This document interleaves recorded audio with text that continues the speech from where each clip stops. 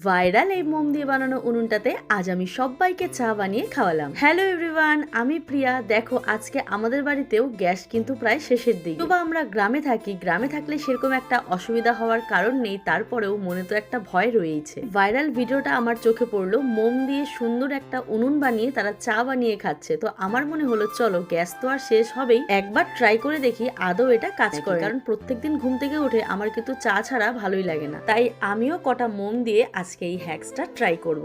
চলো দেখা যাক হ্যাক্সটা কতটা কাজে দেয়। ভাবছি গ্যাস ফুরিয়ে গেলে প্রত্যেকদিন সকালবেলা ঠিক এইভাবেই চা বানিয়ে খাবো। ভিডিওতে দেখানো 4টা মোম জ্বালানো ছিল, আমার মনে হলো 4টা মোম জ্বালালে আগুনটা হয়তো একটু কম হবে, তাই আমি এতগুলো মোম একবারে জ্বালিয়ে নিলাম। তারপর গ্যাসের যে উনুনের মুখটা হয় সেটা বসিয়ে দিলাম দুটো ইট দিয়ে। ব্যাস এবারে কাজ হয়ে গেছে। এবারে বসিয়ে দিলাম চার প্যানটা।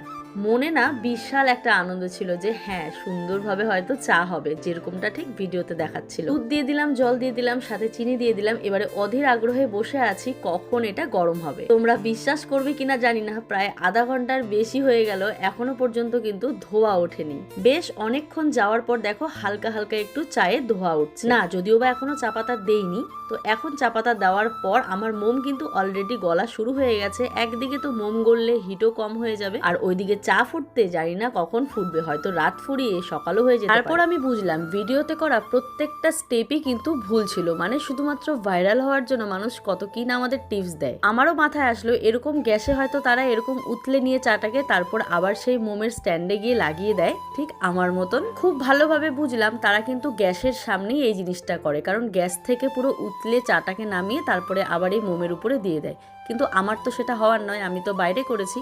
ঘর থেকে বার হতে হতেই উতলানোটা কমে যায়, তাই ভিডিওটাতে আমি কিন্তু একদম সাকসেস হতে পারলাম। যদি তোমাদের হাতে প্রচুর সময় থাকে এই মোমের উনুনে চা বানিয়ে খাওয়ার জন্য, তাহলে তোমরা এটা অবশ্যই ট্রাই করো। আর যদি হাতে সময় একদমই না থাকে তাহলে এই বেকার টিপসটা কেউ ফলো করো না।